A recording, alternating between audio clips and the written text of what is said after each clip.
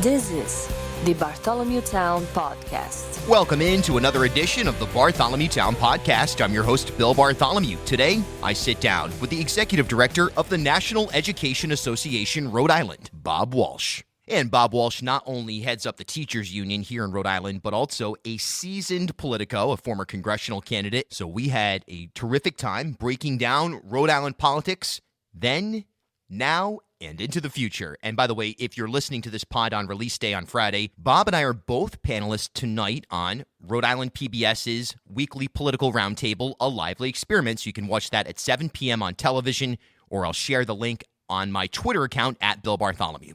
Support for the Bartholomew Town Podcast comes from Newport Vineyards, featuring Taproot Brewing Company. Hi, my name is Kevin Beecham. I'm the head brewer here at Taproot Brewing Company in Middletown, Rhode Island. Started basically home brewing when I was 19 years old in my parents' kitchen, just messing around with different flavor profiles and ingredients. Pretty new to the state of Rhode Island and new to Newport especially, but really love it out here. It's a pretty awesome experience and really great to work with local producers and farmers and in a small setting like Taproot Brewing where we can do, a lot of customized, unique recipes. So it's been a lot of fun. Discover more at newportvineyards.com. All right, so we are here at the Loft.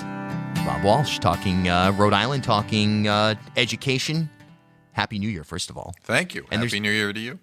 I've been getting back and forth. Some people are saying it's not the new decade, that the Farmer's Almanac stipulates that it's on so it'd be 2021, 2031. That's Actually, that's funny. Technically, mathematically, that's true because there was no year zero. It doesn't really matter, though. You can decide to celebrate any 10-year interval of time that you want. There it is. Let's hope if we get a good political outcome in November, we can say this was the end of a bad decade and we get to start fresh. Hey, you know what? in a year. It's been something else. I mean, the brand of populism that we saw in this last decade. I mean, that is in my time, that's certainly unprecedented, but looking back in history, I mean, it's a very specific moment where you saw Bernie Sanders have a lot of support, and you saw Donald Trump obviously win the presidency on this notion of the people. Yeah, I joke that I've been woke since Watergate, but I'm glad that a lot of other people have woken up to how important getting involved is. And I was a big Bernie guy in the last campaign. I haven't picked a champion in this one. I just want to win, so I'm watching them all and hoping there's no circular firing squad and we get a nominee who can take this. Obviously, I would prefer, my personal preference is to be as left as we can get elected. The most acceptable electable is the meme that I use on that one. Right. Well, it will be interesting to see what people define as the Democratic Party going forward. I mean, here in Rhode Island, I made a remark the other day that it's the same party that incorporates Pat Fonts, incorporates, Charlie Lombardi, the same Aaron Regenberg and Dan McKee are both Democrats, and they basically split the vote here in the state. It's really a very interesting time in that regard. We have the Democratic Party in Rhode Island, which I've been part of most of my life, as a very big tent, and some of it's cultural, traditional. You were born into the Democratic Party like you were born into your religion and your ethnic background in a lot of ways in this state, which means we have a very large tent. And you can approach it in two different ways. You can try and empty the tent and make it small, but you're probably not going to get a lot done. Or you can find your common ground, at least on some issues with folks, and move different agendas forward with different coalitions of folks. Yeah, I guess that's Try and find the common ground. That's, to get stuff done. Which ultimately is the goal on the political side of things, to make things better for people. Do you think, I find sometimes that there's, and it's necessary just from a mass media / in terms of Rhode Island, from a communications perspective, to come out with, for example, the Rhode Island Political Co-op putting forth this tax proposal that is almost never likely to make it through, but it's such an extreme number. I think they're looking at 10% over $600,000. Yeah, they're pretty much looking at doubling the upper rate. And I think, and we can talk about the co-op if you want, I think from a proposal standpoint, you can make two arguments. Well, have someone out there so far out there that anything else looks reasonable below it. But it's hard because it negatively affects the entire dialogue on increasing taxes. I believe that the highest paid Rhode Islanders should pay more in income tax. We cut too deeply. We have a structural deficit. We over-rely on the property tax on the state. The way we're going to have to go on this is income taxes. And in that policy proposal, there is an answer that could help us get through the coming tough times, but they were so far out there, they might have hurt even the more reasonable sub-ideas, or the more achievable sub-ideas get thrown out, baby with the bathwater type thing. And that's frustrating, I think. And as far as the co-op itself, and I like most of the people involved that I know with the co-op, but I think they're hurting the effort. When you're running, and I've used the example, you're running someone against Aaron Lynch Prada, Senator Aaron Lynch Prada, who was instrumental in getting Roe versus Wade codified, something I've been working on my entire political career here, and then saying, well, we want to do better than that. You can't do better than that. Right. And that hurts the entire co-op effort, because every one of those other candidates is going to have to answer, aren't you involved in an effort on this? It's too many candidates, not enough campaign workers type situation. And it's too bad, because there's some terrific folks there. And we, in my day job at the National Education Association here in Rhode Island, we'll judge each candidate on their own merits. But I can tell you, some of these folks get elected, they're going to go into a room and try and get something done and say, aren't you the one who gave so-and-so, or your colleague who was running gave so-and-so a hard time? So it's not an effective strategy. I was involved with Ocean State Action for its entire existence, and we were a good labor progressive coalition. We got a lot of candidates elected. We got a surtax on the rich passed in the early 1990s when the state was in some really tough times right after the banking crisis. Yeah.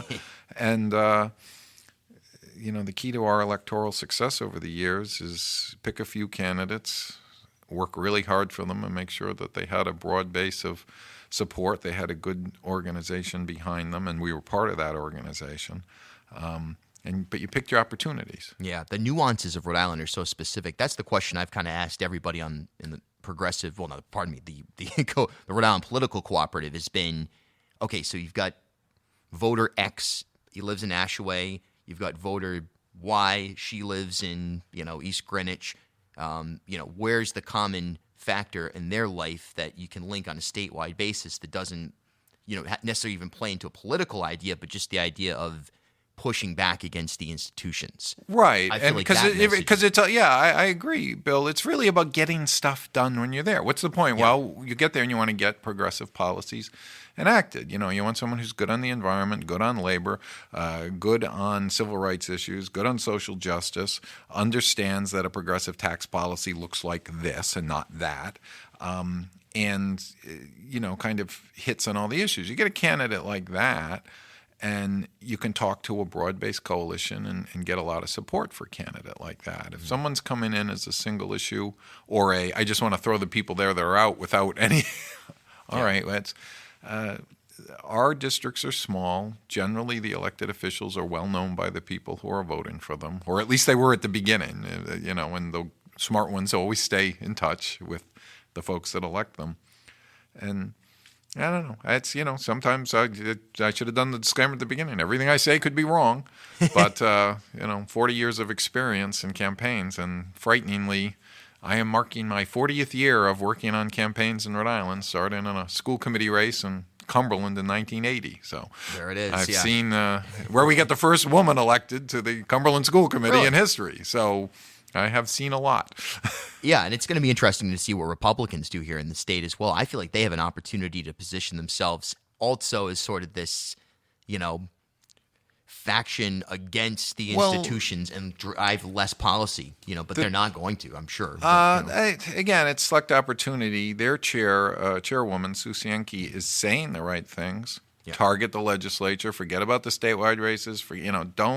Don't even think about taking on Jack Reed or our congressional delegation. There's no statewide races. They're smart enough to at least say that they're going to focus on defending what they have and trying to expand. But the demographics of the state have shifted. The Connecticut side of the state is getting redder, and that's probably where they'll focus. If they're going to They shouldn't run anyone in Providence. It's a fool's errand. And that's tough to tell a party that they're taking out the largest city, but that's not dissimilar to the rest of the country. Right.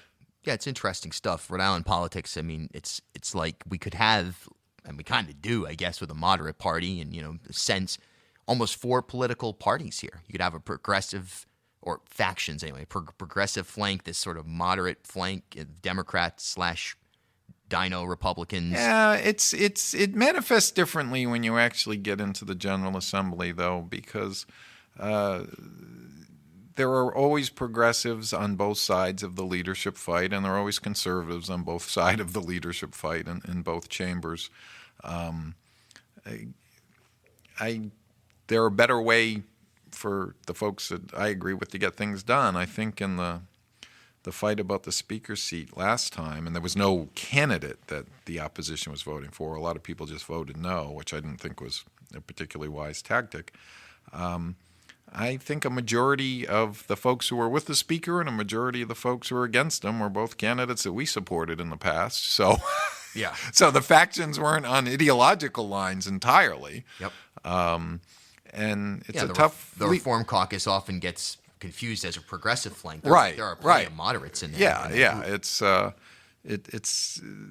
the toughest jobs in the world are the leadership jobs in our General Assembly. If you're the speaker, you've immediately got 74 people asking you for something. And the big mistake the reform group made is that they took a whole bunch of names off the list of folks who had the right to go in and ask. Oh, you voted against me? Good. You go to the bottom of the list. We're giving committee assignments. The first people I have to pay attention to are the ones who actually voted to support me. And, the speaker even admitted that. Hey, look, why wouldn't I take office space, right. Whatever it is. It's whose call is going to get done first. This is what I say about the cooperative. One of their candidates gets elected and goes up there and they say, well, I'll tell you what, why don't you wait out in the lobby while I deal with all the people who were nice to your now colleagues. And it's a hard, and that's not politics. It's just human nature. You're going to talk to and work with the folks that worked with you. And that doesn't mean change doesn't come. I mean, I've been involved in a lot of Democratic primaries over the years, but there's always and that's fine. That's what we do. You pick better candidates when you can, but usually on the basis of very specific issues. Right. Yeah, it's interesting. On Twitter, you'll see, sometimes the vile, the rift between Republicans and Democrats here in the state or whatever it may be, especially during Roe v. Wade codification, Reproductive Privacy Act ultimately.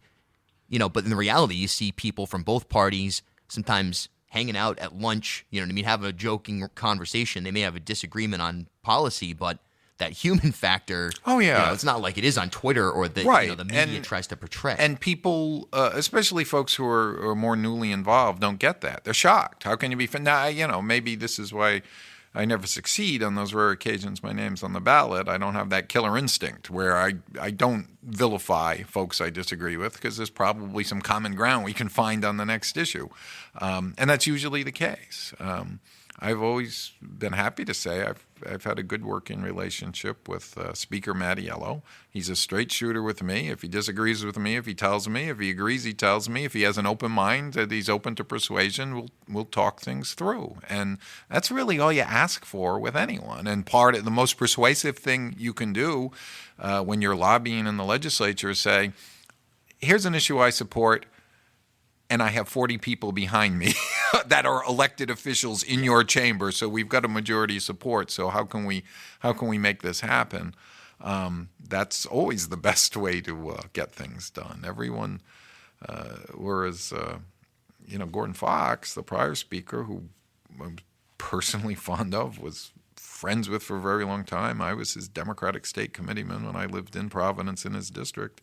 I'm still puzzled by how that all played out and what happened with him. And, obviously I wish him well. He's out and back with us, so to speak. And but I was surprised. That should have been, we got equality passed under his watch, which was phenomenally important. But on a lot of other things, commitments he made never get done.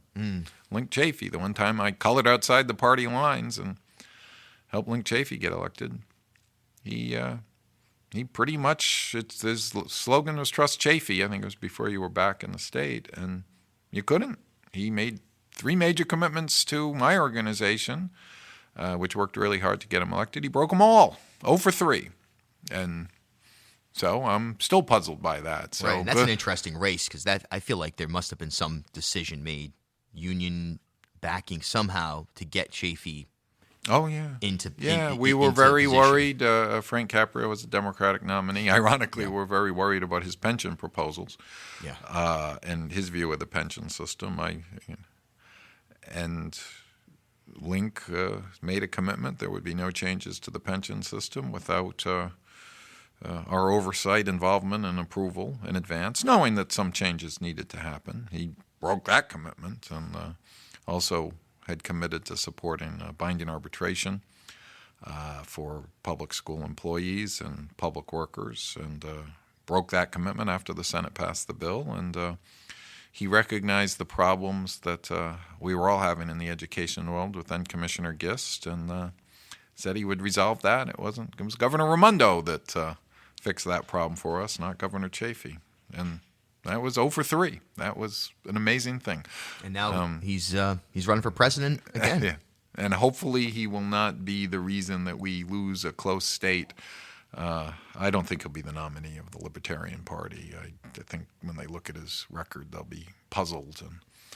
And again, nice guy, someone who when he lived in Rhode Island, you run into him at the supermarket, he'd have a lot of thoughtful things to say. I'm very supportive of his peace first agenda. I think that's important voice in the process, but I don't think he thinks about the political consequences of his actions.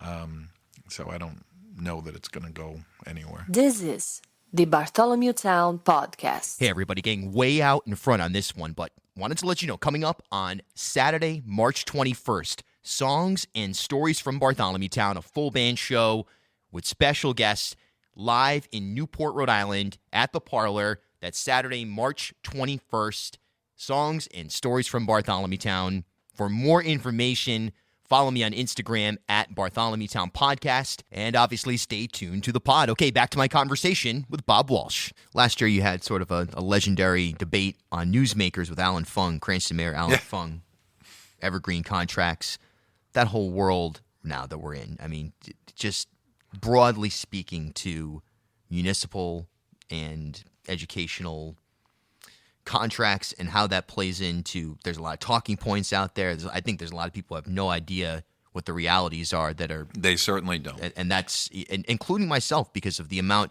I've sat here with Mayor Policina and thought I've heard something that makes perfect sense, with his firefighter background, it seems an objective take, but then you'll hear something totally different from.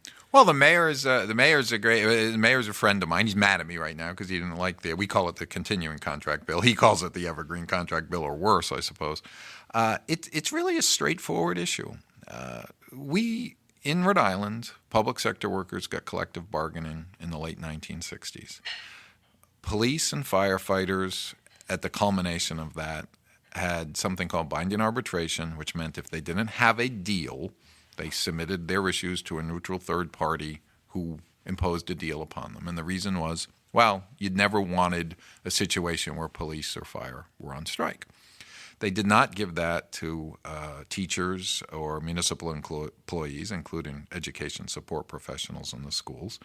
And then for 40-something years, the court-level rule, not in the law, but the way the courts adjudicated it when the question got raised was, well, the existing contract stays in effect until you get a new contract, which is pretty sensible and pretty much what happens in the private sector. And there were strikes. They were not sanctioned by the state, so to speak. There's nothing in the law that says strikes were legal. And the courts would order people back eventually if there was a labor situation. If you didn't go back, you went to jail. If you went back, you kept talking under the guidance of a mediator. And then right around 9/11, literally 2 days after 9/11, a judge said, well, I don't want to hear any of this testimony, just order them back to work, and kind of broke the system. But we still kept contracts in effect. In fact, in that particular instance, a contract in Middletown stayed in effect until the following spring, until the settlement was reached. And then 10 years ago in East Providence, or 11 years ago now, they answered the unanswered question. What happens if you go in the tight time frames under the law? and you don't like the answer in the advisory opinion an arbitrator gives, because we have arbitration for teachers and municipal employees. It's just advisory on finance and binding on non-financial issues. And in East Providence, they didn't like the answer the arbitrator gave, and they imposed a deal. And the courts upheld their right to do it because the law was silent on it. So what we fought for 10 years and finally got passed last year is going back to the practice of 42 years, that you keep talking until you get a deal. We would have preferred binding arbitration like police and firefighters have. We can live with keep talking until you get a deal done. It is not the end of the world. And now, ironically, with Angel Taveras, another former gubernatorial candidate, as their lawyer, 16 of the cities and towns, wisely not Mayor Policina, who is wise enough, he'd love for them to win, but he's wise enough not to sue the governor, the speaker, and the Senate president. They're suing, and it's going to go nowhere, in my opinion. First of all, municipalities are creatures of the state. The U.S. Supreme Court has been very specific in saying you can't bite the hands that feeds you. You don't have standing to That's sue. a challenge to home rule right there. Right. And their second argument is, well, we've got a home rule provision in Rhode Island, and we do. And if you read the Rhode Island Constitution, the first line of it, in layman's terms, says, as long as they do the same thing to all cities and towns equally, the legislature still has domain in that area. So the home rule is to say the state can't come into Westerly and say, boom, you've got to exactly. But if they go into all 39 cities and towns and say these are the new rules for this, gotcha. And then even if they get through those, then you're in a real contract clause fight. And I spent a lot of years on the pension lawsuit in a contract clause fight that ultimately we settled because we were not going to prevail in the Supreme Court. Now the shoe's on their foot, and even if they got standing to move forward with a case, I do not see. This is not a substantial impairment of contract. This is keeping a contract in effect until a new contract goes into place. And it's a fairly narrow rule because it just keeps the money and benefits in place. You still have the binding nature of arbitration on the non-financial issues. So it's really, I do not expect them to prevail. I think I'm surprised by the cities and town councils who are wasting taxpayer dollars to pursue this. I do not understand at all why they would enter into such a frivolous waste of taxpayer money. And the final question for all of them, especially those that are listening, if you thought you could sue the state of Rhode Island over laws you didn't like, why have you been sitting on your hands for decades? And this is the issue you picked. If you're going to sue them and you have standing, sue about lack of education funding. Yeah, sue about inconsistent policies on all sorts of things. Right. But you can't because you don't have standing to do it. And of course, I mean, we have the Joe Larissa, Brandon Bell sort of mobile sports betting. That seems like payback for something potentially reproductive health care. I don't know. It just seems think it's just, I think they like to go after the state on nuanced things. And I suppose it's important that everything, to be fair about it, we should follow. If we have a set of rules in place, that we should be following them. We over-rely, of course, on... We really rely on the sin taxes. I was thinking about that this morning. Most people don't know. You hear commentators or callers when you do the shows on the radio say, we have a $10 billion budget. Can't they find? Well, we do and we don't. About $4 billion comes from state-generated revenues. All the rest is federal pass-through money, which is why the census is so important, by the way. Sure, yeah. And of that $4 billion, a little over $1 billion in income taxes and similar amounts in sales taxes. And if you wanted to lump the next biggest category together, it's the so-called sin taxes. You add up gambling, alcohol, and tobacco, that's over $500 million in revenue. Yeah. So I don't know what the point of such a lawsuit that's the nuances of, well, if it's online on your phone gambling versus, I wish we didn't need a penny of it. I wish we weren't in the business, frankly. Yeah. But we are, and it's our obligation to make sure that the folks who have the addiction problems related to any of those categories get the help they need.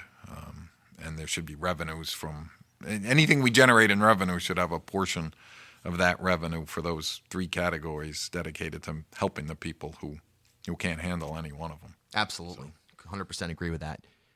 Last couple of minutes here. 2020 is an election year. Do you expect to see anything substantial in the General Assembly this year? I mean, they've already said cannabis is DOA. I don't know if that's necessarily a priority. I mean, the priority is education, workforce development, Well, housing, I think there's etc. some good conversations going on and looking at the funding formula. I think something's going to have to give on the revenue side. I'm a progressive who supported the reduction of the car tax and eventual elimination because I always saw it as a first step towards real property tax reform because, again, this state over-relies on property taxes. We are burying people in property taxes, and it's making them turn against programs they should support, like public education. But something's going to give on the other side. We're going to need more. Believe it or not, when Ed DePrete was governor, we were approaching the nirvana of 60% overall state funding for public education. And the banking crisis hit, which is the underreported story 30 years later.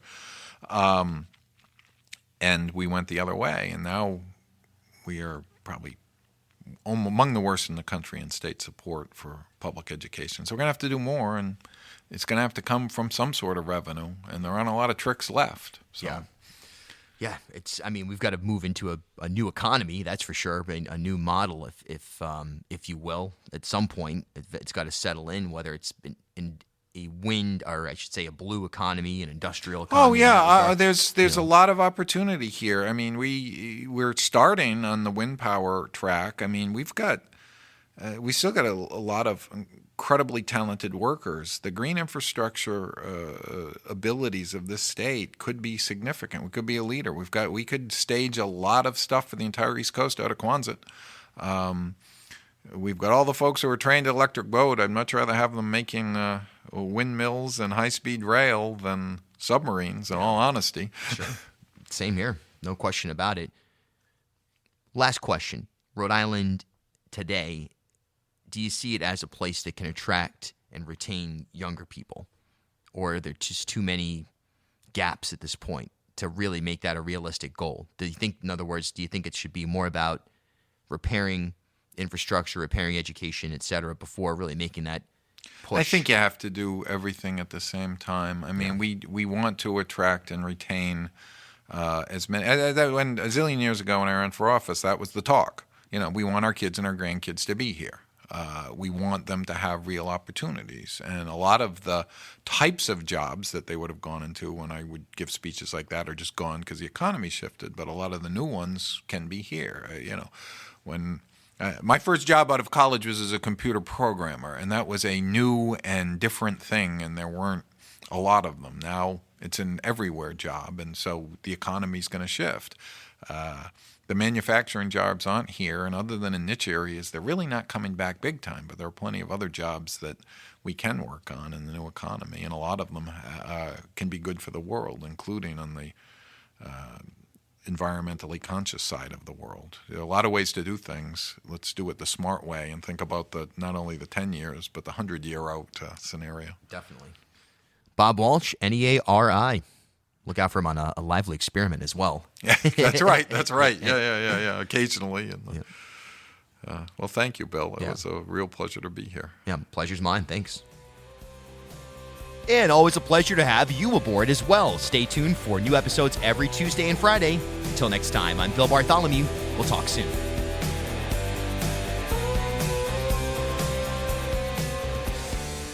This is the Bartholomew Town Podcast. At HealthSource RI for Employers, we provide access to health insurance to more than 1,100 local businesses and nonprofits, and 96% of them renew through us every year.